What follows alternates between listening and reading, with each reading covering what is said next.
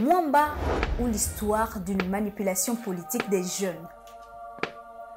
Mwamba est au chômage depuis la fin de ses études et en début de février 2020, il trouve son premier emploi 9 ans après la fin de ses études. Malheureusement, il le perd tout juste après son premier salaire à la suite des déséquilibres économiques dus au Covid-19.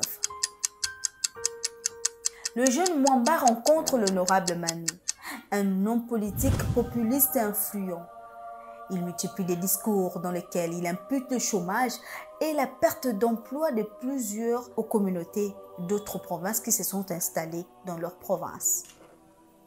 Radicalisés par les discours de Manu, plusieurs jeunes au chômage et en congé technique amorcent une suite de manifestations violentes à l'endroit des ressortissants de l'ethnie incriminée.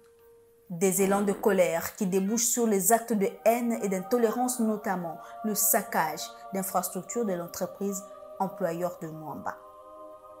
Ayant perdu son environnement de travail à la suite des échauffourées, l'entreprise n'a plus jamais rouvert. La Covid-19 a été le terreau à beaucoup de discours de manipulation et de désinformation.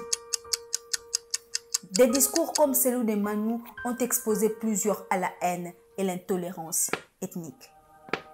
Le problème de chômage croissant chez les jeunes et qui est accentué par la survenue de la Covid-19 est une question résultant des politiques publiques pour l'employabilité des jeunes.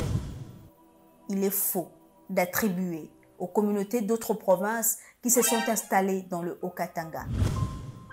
La Constitution de la République démocratique du Congo garantit à chaque Congolais le droit de vivre partout où il le désire, porter une opinion véridique sur la question.